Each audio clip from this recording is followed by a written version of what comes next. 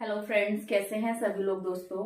दोस्तों आज का क्लास सेकेंड ईयर से रहेगा। सेकेंड में हम करेंगे कोर्स 12 पर बात। टॉपिक है हमारा concept of assistance and support at various stage for person with high support need, children, childhood, adolescence और अडल्टहुड। इसमें क्या पूछा गया है कि हमारे जो उच्च सहायता आवश्यकता वाले जो व्यक्ति है उनके लिए हम विभिन्न चरणों में सहायता और समर्थन की अवधारणा पूछी उन्होंने। ठीक है, तो विभिन्न चरण उन्होंने जो बताए हैं उसकी अवधारणा तुम्हारी इस प्रकार से रही। और जो हमारे 3 स्टेज उन्होंने बताए हैं, बाल्यावस्था, किशोर अवस्था और वयस्क अवस्था में, यानी कि इन 3 चरणों में हम किस तरीके से अपनी सहायता समर्थन की अवधारणा दे सकते हैं या बता सकते हैं। तो प्रश्न आपको इस तरीके से आएगा, केवल उच्च सहायता आवश्यकताओं वाले व्यक्तियों के लिए विभिन्न चरणों में सहायता और समर्थन की आवश्यकता या सहायता और समर्थन की अवधारणा को समझाइए।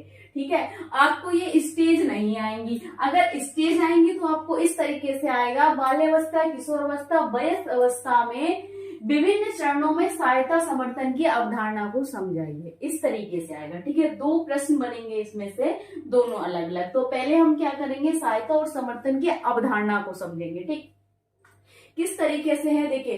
पहले कह रहे हैं, उच्च सहायता आवश्यकताओं वाले व्यक्तियों के लिए विभिन्न चरणों में सहायता और समर्थन की अवधारणा निम्नलिखित रूप से व्याख्या की गई है। किस तरीके से। नंबर 1, कई विकलांग व्यक्तियों को जीवन की अच्छी गुणवत्ता प्राप्त और दूसरों के साथ समान आधार पर सामाजिक आर्थिक जीवन भाग लेने में सक्षम होने के लिए सहायता और समर्थन की आवश्यकता होती है। चाहे किसी भी प्रकार की विकलांगता से ग्रसित हो व्यक्ति, उसके लिए क्या है कि अपने जीवन में, ठीक है ना, अच्छी गुणवत्ता के लिए, यानी कि अच्छे से रहने के लिए, अच्छी क्वालिटी के लिए, अच्छे पंक्चुअल बनने के लिए, एक अच्छी क्वालिटी वाला व्यक्ति बनने के लिए, या हम कह सकते हैं सोशली बनने के लिए, समान आधार पर सामाजिक और आर्थिक जीवन में भाग लेने होने के लिए सक्षम और सहायता समर्थन की आवश्यकता होती है। यानी किसी भी विकलांग व्यक्ति के लिए वो सोचता है कि एक मैं समान व्यक्ति की तरह जीऊं, समान अधिकार प्राप्त हो, समान आर्थिक उसको मतलब समान आर्थिक में उसको भागीदारी बनाया जाए, या आर्थिक जीवन में वो भाग ले,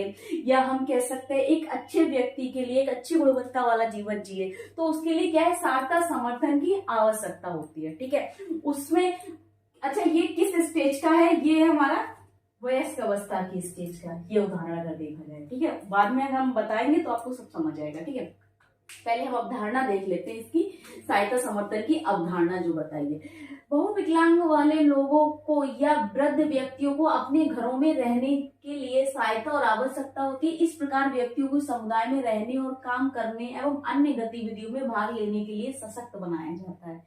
ठीक है, वो कह रहे हैं बहुविकलांग व्यक्ति जो होते हैं, हमारे वृद्ध व्यक्ति जो होते हैं, बुजुर्ग व्यक्ति जो है हमारे विकलांग, वो घर में रहने के लिए सहायता की आवश्यकता होती है। यानी कि किसी न किसी कहीं ना कहीं उनको जो हमारे स्वयं सहायता कौशल हो गए, या व्यक्तिगत कौशल हो गए, या सामाजिक कौशल हो गए, तो उन्हें बार बार सहायता की आवश्यकता पड़ती है, बार बार दूसरों की आवश्यकता पड़ती है।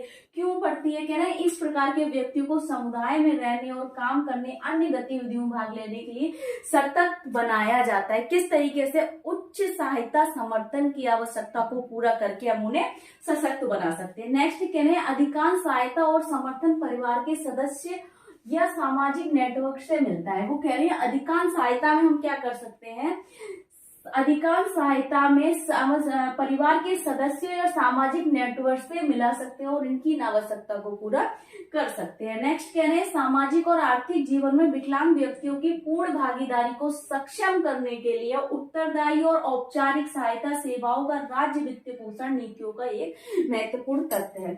इससे ये वो समझा रहे हैं, सामाजिक और आर्थिक जीवन में विकलांग व्यक्तियों की जो पूर्ण भागीदारी करने के लिए, उनको सक्षम बनाने के लिए, सक्षम करने के लिए, या उनकी भागीदारी उत्तरदायी औपचारिक सहायता सेवाओं का राज्य वित्तीय पोषण नीतियों का एक महत्वपूर्ण तथ्य है, जिसके द्वारा हम उनकी क्या क्या पूरी कर रहे हैं, उनके जीवन की आर्थिक समस्याओं को पूरा कर रहे हैं, पूरे भागीदारी दे पा रहे हैं, उनको एक सक्षम बना रहे हैं, उनके औपचारिक सहायता सेवाओं तो उनको पहुंचा रहे हैं। किस प्रकार, जो एक हमारा वित्तीय पोषण नीतियां है, उन नीतियों के माध्यम से इस तत्व को हम महत्वपूर्ण कर रहे हैं, या उनको पूर्ण रूप से उनको सेवा प्रसारित या उनको प्रदान की जा रही है। ठीक है, नेक्स्ट कह रहे हैं औपचारिक सहायता की आवश्यकता को कम करके ये सेवाएं परिवार के सदस्यों को भुगतान या आय सृजन गतिविधियों में भाग लेने में सक्षम बना सकती है। यानी कि औपचारिक सहायता की आवश्यकता को कम कर अगर हम चाहें औपचारिक आवश्यकता को कम करें तो ये सेवाएं परिवार सदस्यों को भुगतान या आय सृजन गतिविधियों में भाग लेने में सक्षम बना सकती है।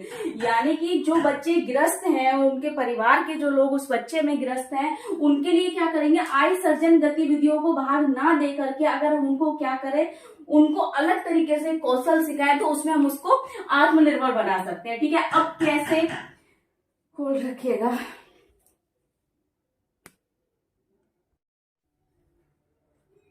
अब देखिए हम अलग अलग स्टेज पर किस तरीके से हम करा सकते हैं, किन किन कौशलों में उच्च सहायता समर्थन के लिए हम कौन कौन से कौशल उनको आवश्यकता देंगे, किस आवश्यकता है उनकी जरूरत पड़ती है, कौन से ऐसे कौशल हैं जिसमें उच्च समर्थन की आवश्यकता उनको पड़ेगी, उच्च समर्थन सहायता की आवश्यकता पड़ेगी।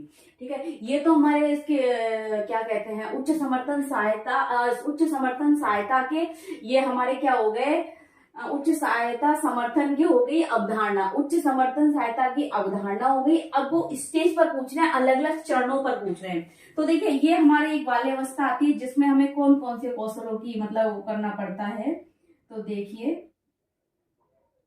अच्छा, सबके बेसिक जो कौशल हमारे महत्वपूर्ण है जैसे कि शारीरिक, और यहाँ आ जाएगा संज्ञानात्मक, ठीक है, भावनात्मक, सामाजिक,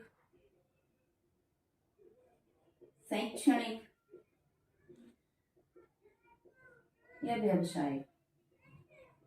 ये हमारे कुछ बेसिक क्षेत्र हैं जिनमें हम मतलब विकास के बेसिक क्षेत्र है, विकास के ये महत्वपूर्ण क्षेत्र है जिनमें हमें क्या, बाल अवस्था में शारीरिक में हमें पड़ती है गामक की। ठीक है, गामक के साथ हमारा बहुत सारे इसके छोटे छोटे पॉइंट्स होंगे जैसे सूक्ष्म गामक कौशल, स्थूल गामक जैसे चलना, उठना, बैठना। ठीक है, चलना, उठना, बैठना, कूदना, उतरना, चढ़ना, ये सब आ गए। ठीक है, बाल अवस्था में ये सारे कौशलों को सिखा सकते हैं हम। ठीक है, जो बच्चा मतलब चल नहीं सकता है, उठ नहीं सकता, बैठ नहीं सकता, सपोर्टेबल नहीं है, ठीक है ना, स्टैंड नहीं हो पा रहा, खड़ा नहीं हो पा रहा, ये सारे हो गए। संज्ञानात्मक में उसकी मेमोरी के लिए हम बहुत सारे कौशल करा सकते हैं। ठीक है, भावनात्मक उसमें क्षेत्रों में हम बहुत सारे कौशल सिखा सकते हैं। ठीक है, ये हो गए। लेकिन अगर बाल अवस्था में तो सबसे ज्यादा महत्वपूर्ण होता है हमारा शारीरिक कौशल और संज्ञानात्मक कौशल, इन पर ज्यादा जोर दिया जाता है। अगर किशोर अवस्था की अगर हम ये बात करें तो किशोर अवस्था में हमारा शारीरिक कौशल पूर्ण हो चुका होता है, संज्ञानात्मक कौशल भी हमारा ज्यादातर हो चुका। लेकिन अगर हम कह रहे हैं उच्च समर्थन सहायता वाले बच्चे, यहाँ पर अगर शारीरिक कौशल उनका पूर्ण है तो कहीं ना कहीं संज्ञानात्मक कौशल की हमें बहुत सारी एक्टिविटीज हम करा सकते हैं। संज्ञानात्मक कौशल पर इस एज पे आ जाता है हमारा तर्क करना, ठीक है, समाधान करना, समायोजन करना। ठीक है, ये चीजें आ जाता है। ठीक, यहाँ पर आ जाता है हमारा अनुभव। ठीक है, यहाँ आ जाएगा हमारा सृजीकरण, सॉरी यहाँ पर आएगा हमारा सामान्यीकरण, सामान्यीकरण। ठीक है, सामान्यीकरण आ जाएगा यहाँ पर हमारा। ठीक है, और आ जाएगा हमारा व्यवसाय, सामाजिक गतिविधियां आ जाएंगी, ये सारी चीजें आ जाएंगी। ठीक है, यहाँ पर अलग अलग चरणों में हम इनको उच्च समर्थन सहायता के द्वारा विभिन्न कौशलों को सिखा सकते हैं। तो ये इस तरीके से टॉपिक आ गया। या तो 5 नंबर में, अगर 10 नंबर में नहीं आएगा पूरा टॉपिक, 10 नंबर के लिए 5 नंबर में आएगा कि उच्च सहायता आवश्यकता वाले व्यक्तियों के लिए विभिन्न चरणों में सहायता और समर्थन की अवधारणा। एक तो ये हो गया आपको 5 नंबर पे। दूसरा ये आ सकता है बाल अवस्था, किशोर अवस्था, वयस्क अवस्था में कह रहे हैं कि उच्च सहायता आवश्यकता वाले व्यक्तियों के लिए विभिन्न चरणों में उच्च समर्थन सहायता को समझाइए। जिसमें ये क्या करेंगे, उच्च समर्थन सहायता के इसमें कुछ स्टेजें ये दिए होंगे, इनको समझाइए। ठीक है, इस तरीके से आएगा। तो 5-10 नंबर में कभी नहीं आएगा, 5-5 नंबर में आएगा। और सबसे महत्वपूर्ण ये है कि इतना ही आता है 5 नंबर में। ठीक, यही पूछेगा, स्टेजेस नहीं पूछेगा। स्टेजेस पूछेगा तो बहुत लंबा हो जाएगा, आप कैसे क्लैरिफाई कर पाएंगे, क्लियर नहीं हो सकता ऐसे ये टॉपिक। बाकी इसके अलावा अगर आपको कुछ समझ नहीं आ रहा है, कुछ डाउट लग रहा है, कुछ पूछना है तो कमेंट बॉक्स में जाके कमेंट कीजिए। ज्यादा से ज्यादा वीडियो लाइक करें, शेयर करें, चैनल को सब्सक्राइब करें, बेल आइकन को प्रेस करें ताकि नेक्स्ट आने वाली क्लास आप तक पहुंचते रहे दोस्तों। Thank you.